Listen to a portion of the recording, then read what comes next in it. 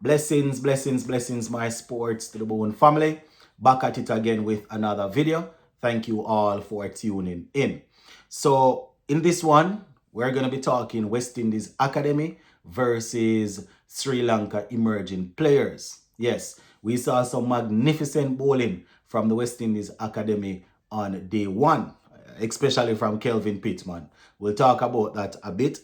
And we're also going to be unpacking what happened in that first T20 yesterday against England as we get ready for T20 number 2 tomorrow. So just give a listening ear and let me know your thoughts in the comment section. All right, so the West Indies Academy, they did pretty well on day one. They bowled out Sri Lanka emerging players for 292. Yes, 292. It took us 65.4 overs to do so. And at the close of play, West Indies Academy 34 for 1. 34 for 1, having faced 9 overs. So, West Indies West Indies Academy, they are trailing by 258 runs with 9 wickets in hand. All right, let's take a look at our bowling. It was Kelvin Pittman that led the way for us, right? He picked up all of 7 wickets. 7 wickets. So shout out to Kelvin Pittman for having such a magnificent day with the ball. But before we go down into our bowling, let's take a look at the batting. So in that 292 that Sri Lanka emerging players made, they had a centurion. Yes. We saw where the wicketkeeper batsman, he was very difficult to deal with.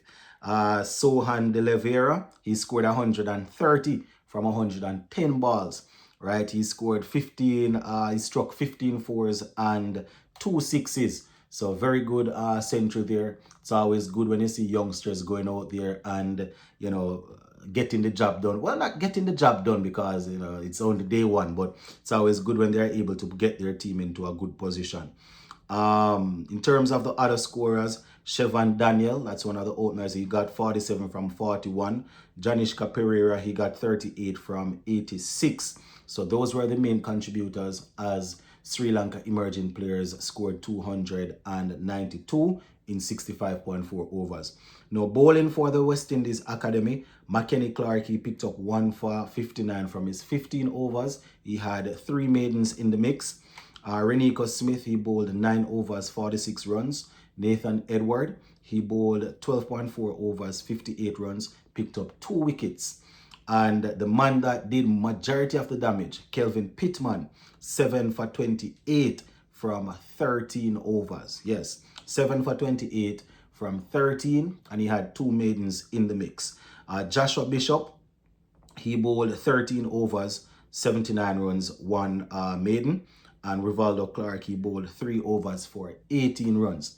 Now, this is how the wickets fell. 70 for 1. Then from there, 79 for 2 to 80 for 3. From there, they went to 80 for 4, 89 for 5. From 89 for 5, they put together a nice partnership all the way up to 189 for 6. Then it was 191 for 7. From there, they got up to 237 for 8, 268 for 9. And then 292 all out. So Sri Lanka emerging players doing their thing. Now, West Indies Academy at the close of play, 34 for 1 from 9 overs. Akeem Ogis, he's still there, 24 from 33. He has 5 fours already, so attacking innings so far, 24 from 33 with 5 fours, right? Justin Jagasar, he was removed without scoring. He faced 2 balls. Mibiki Joseph, he's there 7 from 21, right? So those are the 2 guys there, Joseph and Ogis. They are the 2 players at the crease still. So, West Indies Academy looking to get another 258 runs or 259 to make sure that, they take control of that game. So that is how day 1 went. All right, just before we go, my people, I want to talk a little bit about what happened yesterday in the T20 game.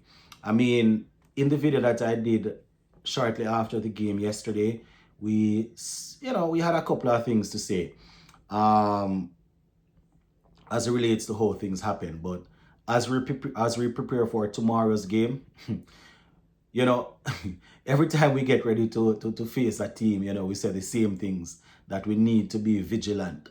You understand? We need to play smart cricket. I was saying this on the live watch along yesterday, that I know that the coach fancy his team as a six-hitting team. That is what they have been saying for years. And nothing is wrong with being a six-hitting team, you know, but you're going to come up against bowlers that either they are very good or they are going through a little spot or a period where it's difficult to deal with them. That is where the basic cricket, the basic cricket stuff, the fundamentals come into play, picking the gaps and rotating the strike. That was our biggest problem yesterday, right? I mean, obviously with a batting lineup that long, you would think that for 90 odd for one or two after 10 overs, you would think that, you know, they would go on to chase down the target, especially with so many batsmen in the team. You understand? So we definitely need to get it right. We have to make sure that we are utilizing you know, we're playing sensible cricket. I mean, I think we were 91 for 3 after over number 9 or over number 10 yesterday. So as I was saying earlier, with so many all-rounders or quote-unquote power hitters, you would back them to chase down that, right? That is already gone. And as the captain, Shea Hope likes to say, that is something that has already happened. They will learn from it and move on. You know, it seems as if we're hearing that a whole lot these days, just learning and moving on, right? So as we go into tomorrow's game, I am hoping that, you know, sensible cricket will be played. You understand? Guys that are not very good at certain shots, they need to stay away from it. It is so obvious, especially with Skip Shea Hope, what the bowlers are trying to do. And, you know, he's falling for it. You understand? Not to just single him out, but some of the plans are so obvious. You understand? And if it's just not going for you, a particular shot, you just allow it. You understand? There's nothing wrong if you leave the ball, you know, especially when it is above your head where you can't have control over the shot.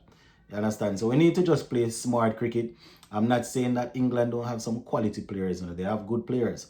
But sometimes it just boils down to us not using this. You know, if we use this a bit more, then I think that we would come out on top more often than not. You understand? So we are hoping that everything will fall in place tomorrow.